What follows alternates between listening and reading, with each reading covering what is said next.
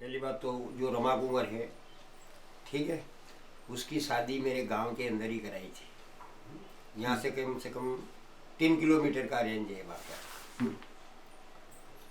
शादी के बाद 1.5 साल के बाद वो रमा कुंवर और प्रकाश दोनों भाग जाते हैं।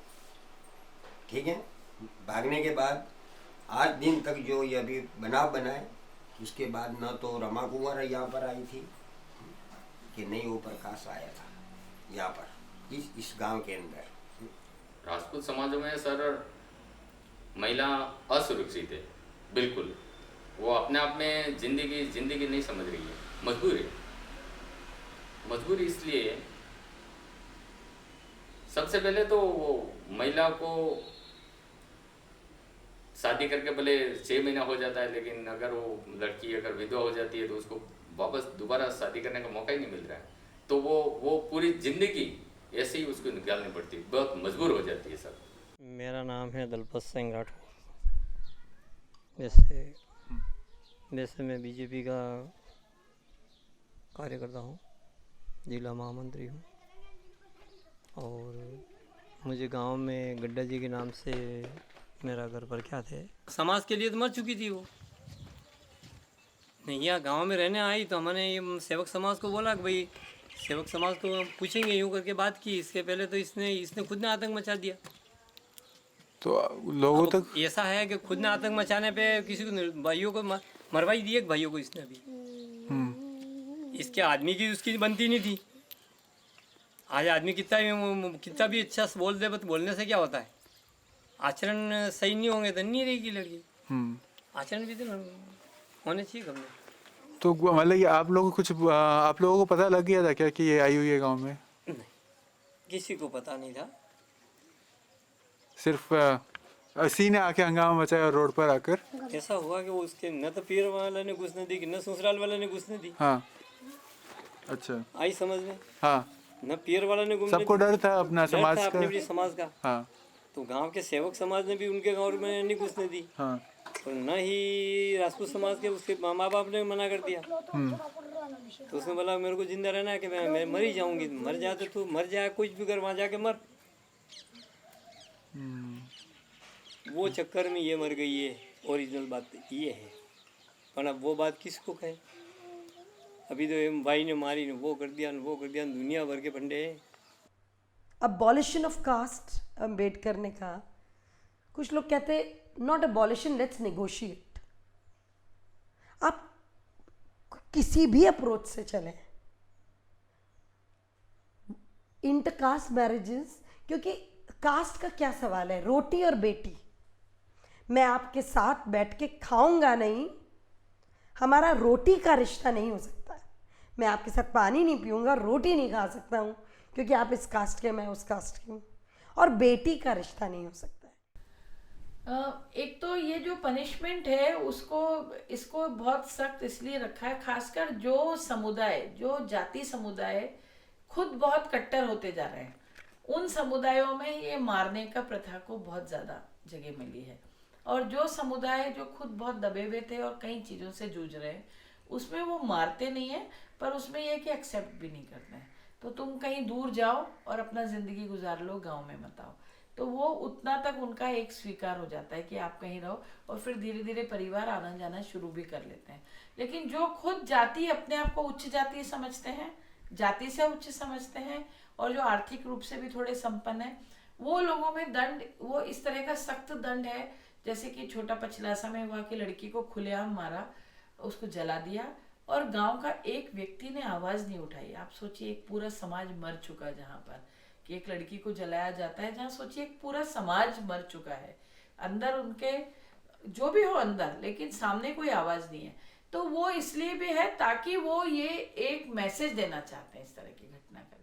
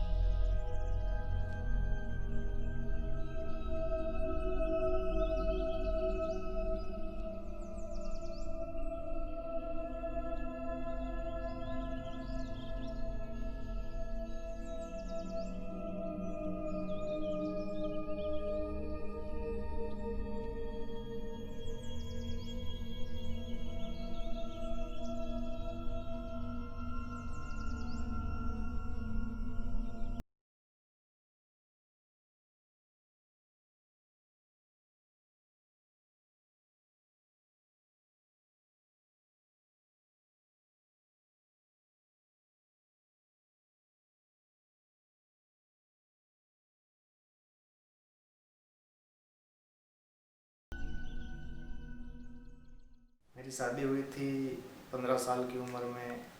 बड़ौदा गांव है जो डूंगरपुर डिस्ट्रिक्ट का ही है। शीतल नाम की लड़की है जिसके पिताजी का नाम धनेश्वर सेवक है, माताजी का नाम लीला सेवक है। उससे शादी हुई थी मेरी 15 साल की उम्र में।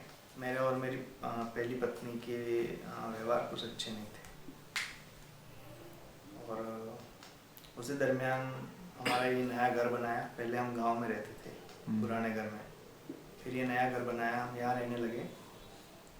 और रमा कुंवर और उसकी बड़ी बहन बनू और उसके अंकल की लड़की चंदू, ये 2-3 लड़कियां हमारे घर पे टीवी थी उस वक्त, और किसी के घर पे टीवी नहीं थी, तो टीवी देखने आया करती थी।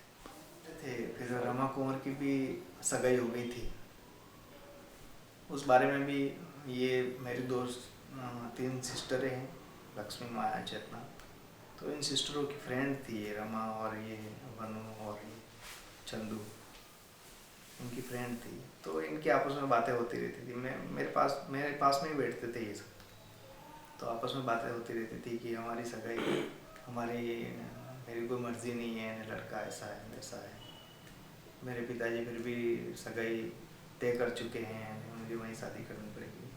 ये चर्चा होती रहती थी। यूँ करते करते रमा की शादी हो गई।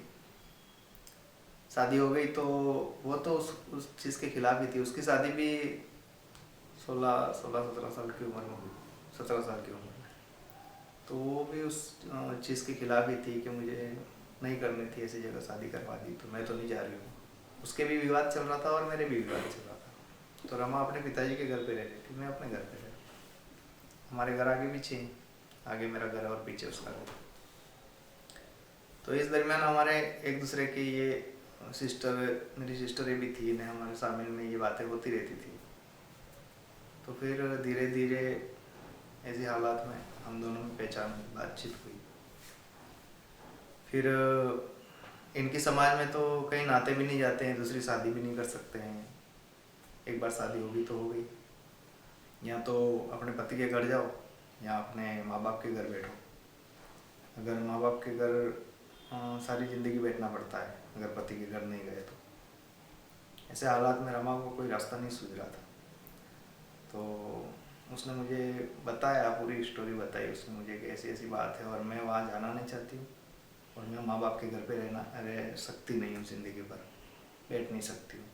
तो ऐसे हालात में मेरे पास 2 ही रास्ते हैं, या तो मैं आत्महत्या कर लूँ, या फिर अगर तुम्हारा भी ये चल रहा है तो तुम चाहो तो हम दोनों भाग कर शादी करते। जिस कदर ज़ात के नाम पे या धर्म के नाम पे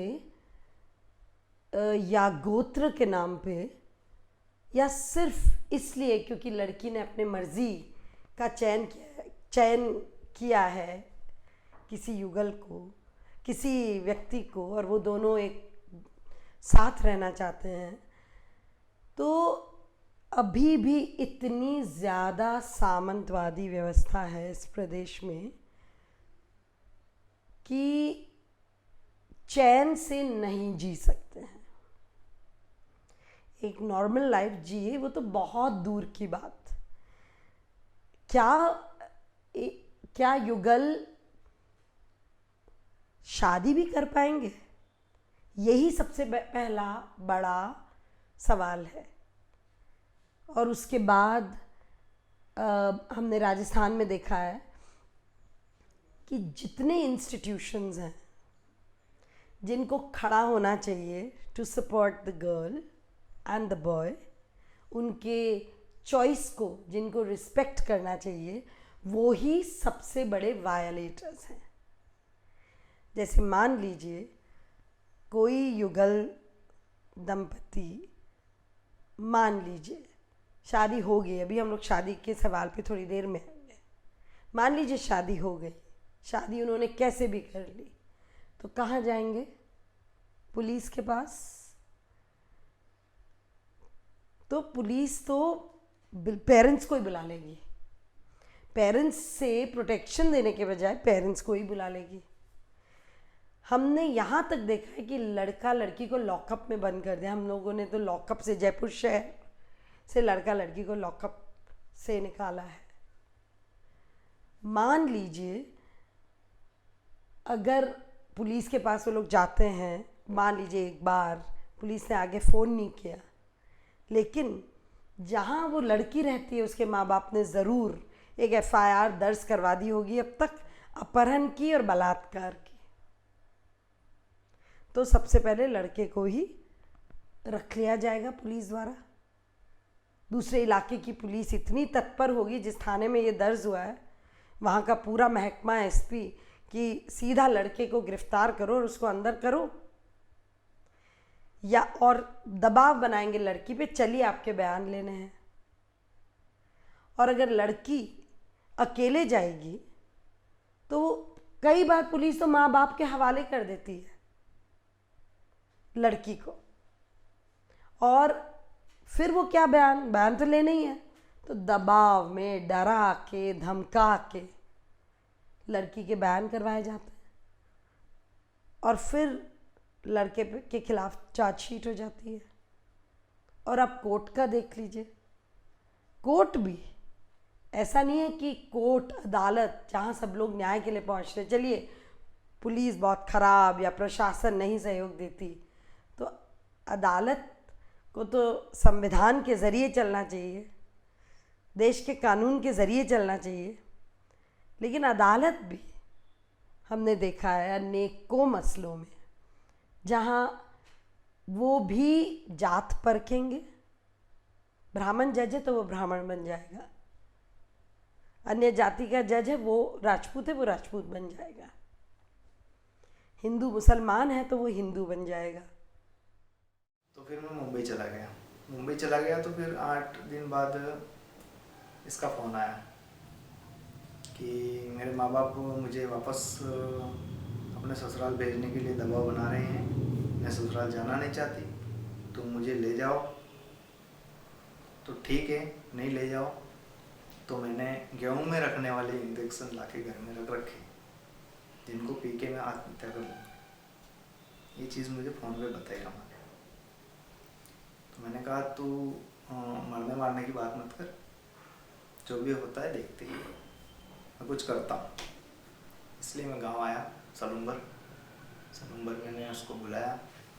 वो अपने ससुराल जाऊँ यूँ करके घर से निकली, गाड़ी में बैठ के सलूम्बर आई। सलूम्बर हम नाइट रुके, बस स्टैंड पे एक होटल है, गेस्ट हाउस है, उसमें रात रुके। सुबह उठे, सुबह नहा धो के फिर उदयपुर गए। उदयपुर से रोडवेज बस पकड़ के मुंबई गए, स्लीपर कोच चलती है उदयपुर से मुंबई गए। सीधे राजू भाई के रूम पे गए 29 तारीख को, 29/11/2007 राजू भाई के रूम पे गए। वहाँ से हम वीटी गए, राजू भाई, मैं, भाभी और रमा, चारों वीटी गए। वहाँ कोर्ट मैरिज की।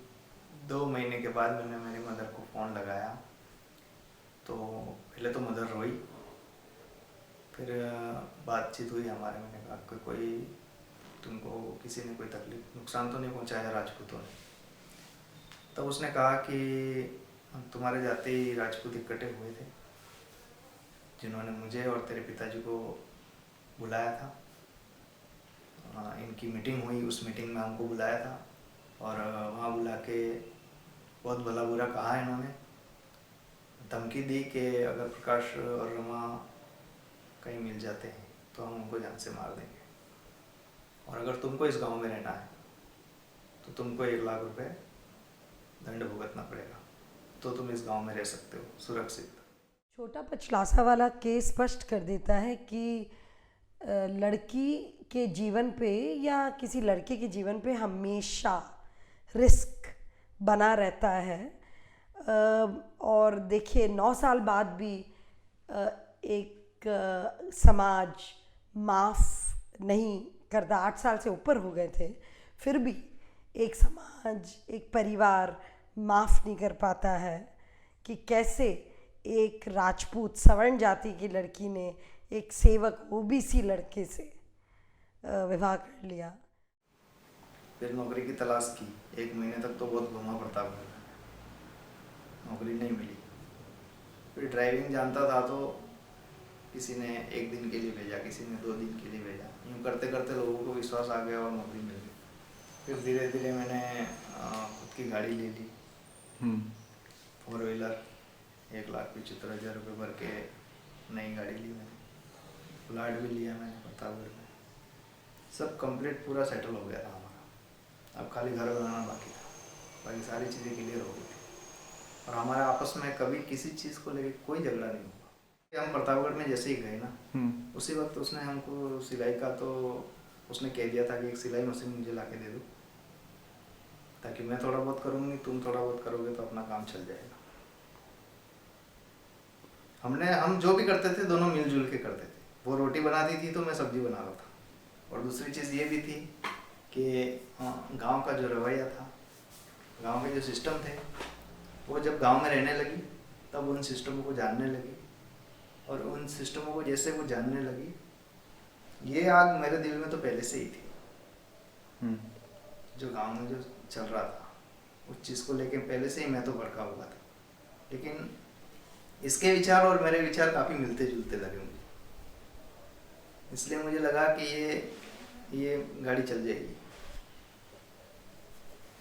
इस तरीके से।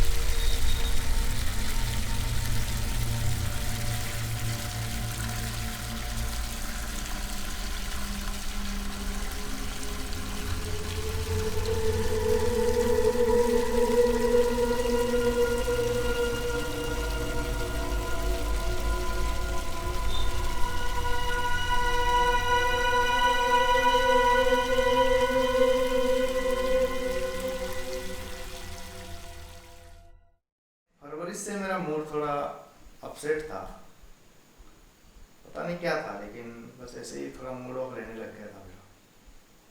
और इस बीच में इसने 25 तारीख को बात छेड़ी कि मैं अगर पचलासा जाना चाहूँ तो जा सकती हूँ क्या।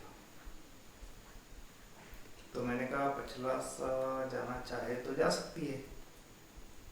तो फिर मुझे जाना है, 1 दिन गांव में जाना है और मेरे परिवार को देखना है। तो मैंने कहा ठीक है, चलेंगे अपन दोनों। तो ठीक है, आप ले जाओगे? मैंने कहा हाँ मैं ले जाऊँगा। तो ठीक है, अपन दोनों चलेंगे। फिर मैं 3 तारीख के दिन सुबह उदयपुर गया हुआ था गाड़ी लेके। मेरी गाड़ी इंडिका स्टाइल किराए पे चलती है, नहीं चलता, तो उसको लेके उदयपुर गया हुआ था। तो इसका फ़ोन आया, तो मैं आज जाऊँ क्या गाँव, आज मेरी इच्छा हो रही तो आज गाँव जाऊँ क्या। तो मैंने कहा यार अपनी कल तो बात हुई, मैंने कहा मेरे हिसाब से ले जाऊँगा तुझे, मैं भी चलूँगा साथ में, जाएंगे तो दोनों जाएंगे क्या, और 1-2 घंटा रुक के आ जाएंगे। जाना तो घर पे ही है, तुझे तेरी फैमिली को देखना है, मैं दिखा दूँगा, ये जिम्मेदारी मेरी है, तो टेंशन मत ले, आज नहीं जाना अपने को, थोड़े दिन बाद चलेंगे। कि नहीं यार मैं आज चली जाती हूँ, मैं वापस आ जाऊँगी रात रुक के, ऐसा करके उसने जिद की। और उसकी कोई जिद में टालता नहीं था। तो मैंने कहा वाह, अगर तेरी ज़्यादा ही जिद तू कर रही है तो ठीक है, मैं कोई गाड़ी की व्यवस्था करता हूँ। तो मेरे एक दोस्त की गाड़ी है, उसको कहा मैंने तो यार इसको छोड़ के आ रहा हूँ, तो उसने गाँव छोड़ दिया है। मेरी सासू माँ ने कहा कि अरे रमा तू क्यों आई यहाँ पे? तो उन्होंने कहा कि मैं 8 साल पहले तो गई थी प्रकाश के साथ, तो मेरी माँ, मेरी मासी, मेरे पापा ये सब मेरे से बातचीत कर रहे हैं और 8 साल हो गए मेरी शादी को, तो अब तो कोई कुछ भी नहीं बोलेगा। तो मेरी सासू माँ ने कहा कि इन लोगों को पता चल जाएगा तो ये लोग कुछ भी कर सकते हैं। तो उन्होंने कहा कि कुछ नहीं करेंगे, अब तो 8-9 साल हो गए मेरी शादी के, अब कुछ नहीं कर सकते हैं। तो फिर मेरी सासू माँ ने कहा ठीक है। तो फिर पूरा दिन रही और इसके बाद उनकी मम्मी बोल रही थी मेरी मम्मी की तबीयत ख़राब है, उन्होंने मुझको फ़ोन पे बोला था कि मेरी तबीयत ख़राब है और इसलिए मेरी मम्मी को मेरे को देखना है। वो ऊपर गई, इसके बाद ऊपर से नहीं दिखे वो। उस दिन रुक गई, रात रुक गई, शाम को भी फ़ोन किया मैंने, तो इसने कहा कोई प्रॉब्लम नहीं है, सब ठीक है और मैं तो ठीक हूँ और मैंने चाची वगैरह को, मौसी वगैरह को देख भी लिया है और मैं रात रुक जाती हूँ। फिर मैंने सुबह फ़ोन लगाया तो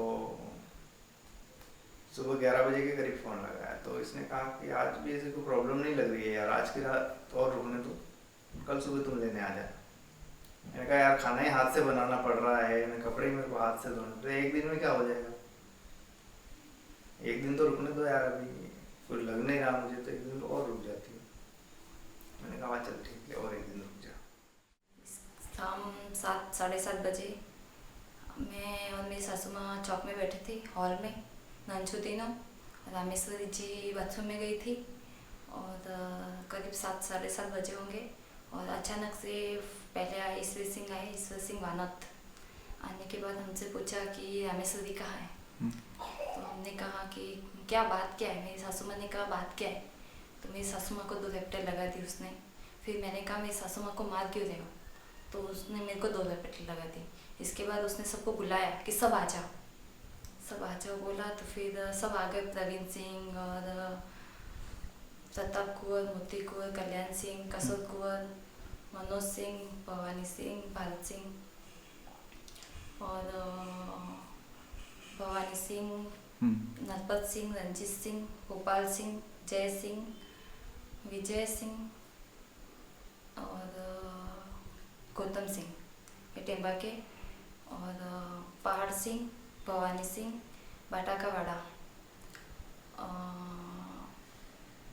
दलपत सिंह, तो माव सिंह, दूल सिंह, माव सिंह, दलपत सिंह, दूल सिंह, दुलत, माव सिंह, दलपत सिंह, दूल सिंह, दुलत, किशोर सिंह केवलत, ईश्वर सिंह वानत, महेंद्र सिंह पनवा, किशोर सिंह बेमत, गजेंद्र सिंह साइबत, हमीर सिंह, गजेंद्र सिंह फतेहगढ़, माव सिंह बुकियत,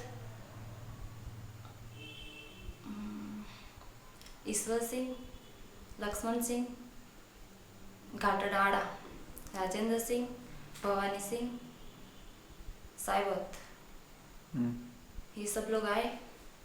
आने के बाद लक्ष्मण सिंह ने बोला कि ढूंढो उसको घर में, तो हमारे 2 घर है, 2 घरों में घुस गए सब लोग घुस के कहीं नहीं मिले, तो लास्ट बाथरूम में गए, तो ईश्वर सिंह ने बोला कि वो बाथरूम में थी तो किमाड़ तोड़ दो बाथरूम का, तो किमाड़ तोड़ दिया। किमाड़ तोड़ने में दलपत सिंह, प्रवीण सिंह और ईश्वर सिंह इन्होंने निकाला बाहर निकाल के वो प्रताप को और मोती को से पूछा कि पहचानो यही है रमा, तो फिर उन्होंने कहा हाँ यही है रमा। फिर ईश्वर सिंह ने 2 रैपटेल लगाए उनको, फिर मारते सब लोगों ने मारा, वहाँ जितने थे प्रवीण सिंह, दलपत सिंह, धूल सिंह और ये इन सब ने मारा, मोती को प्रताप को सब ने मारा, चिल्ला के बोला मेरे को पेट में मत मारो, मैं प्रेग्नेंट हूँ। फिर भी उन्होंने मारा, तो भी मर जाएगी तेरा बच्चा भी मार देंगे। फर्स्ट उनके भाई है अंकल के लड़का प्रवीण सिंह, उन्होंने बोला कि क्यों गई तू, क्यों गई, हमारा नाम खराब किया, ये किया वो किया, ने अब क्यों आई, इतने में ईश्वर सिंह टेम्बा ने बोला कि इसको मार दो साली को, इन्होंने हमारा नाम खराब किया है, मार दो इसको। फिर लेके गए, घसीटते लेके गए। तो मेरी सासू माँ को मारा था, वो 2-4 लेपटे मारी थी उनको, तो उनको सर में लगा था, तो उनको घर के अंदर लेके जा रही थी। इतने में प्रवीण सिंह नन्ही को लेके चला गया, गेट के बाहर गया। फिर पीछे से मैंने उसकी मतलब शर्ट का कॉलर है ना, कॉलर पकड़ा तो वो भी गिर गया, मैं भी गिर गई। तो उसने मेरे को लकड़ी मारी इस हाथ पे, लकड़ी मारी। तो फिर मैंने नन्ही को लेके चली आई। तो मेरे छोटे भाई का फ़ोन आया 8:15 साढ़े 8 बजे करीब आया फ़ोन। तो भाई 30-35 लोग आए हैं अपने घर पे और रामू बाबू को पकड़ लिया है। मुंबई से फ़ोन आया मेरे भाई जीतू का। मैंने कहा कौन 30-35 लोग आए हैं और किसने पकड़ लिया है, कि क्या पता मेरे मिसेस का फ़ोन आया है। लेने आए हैं, उठा के ले गए हैं चौराहे की तरफ मारते हुए, घर का बाथरूम का किवाड़ तोड़ के इन्हें खींच के निकाल के मारते हुए ये सब मिलकर चौराहे की तरफ ले गए। तो मैंने कहा चौराहे की तरफ ले गए हैं तो सागवाड़ा वाली सिस्टर को फ़ोन लगा। आसपुर चौकी के नंबर मेरे पास है नहीं, तो सागवाड़ा वाली सिस्टर को फ़ोन लगा, मेरी सिस्टर है लीला करके, उसको फ़ोन लगा। तो सागवाड़ा थाने में इत्तला दे दी, क्योंकि तू मुंबई बैठा हुआ है, मैं प्रतापगढ़ में हूँ, ना मेरे पास आसपुर थाने के नंबर है ना तेरे पास आसपुर थाने का नंबर है। तो उसने लीला को फ़ोन लगाया। तो उसने चौकी पे खबर देनी चाहिए, लेकिन चौकी पुलिस वालों ने कहा कि तो आसपुर का मामला है, हम क्या करें इसमें, आसपुर जाके खबर दो। तो वो लोग आसपुर के लिए निकले फिर गाड़ी लेके। तो आसपुर के लिए निकले तो बड़ौदा गांव आता है बीच में, जहाँ से हमारे पचलासा के लिए टर्न होती है गाड़ी। बड़ौदा में गए तो वहाँ इन्होंने कुछ राजपूत देखे, क्या पता वो किस पर्पज से खड़े थे, लेकिन इन्होंने देखे मेरी सिस्टर ने, इन्होंने तो ये डर गए, वापस सागवाड़ा आ गए कि ये लोग तो यहाँ भी खड़े हुए हैं यूँ करके। वापस सागवाड़ा आए, फिर वो जितू ने नेट पे शेयर किया और ये आसपुर थाने के नंबर निकाले और आसपुर थानेदार को फ़ोन लगाया।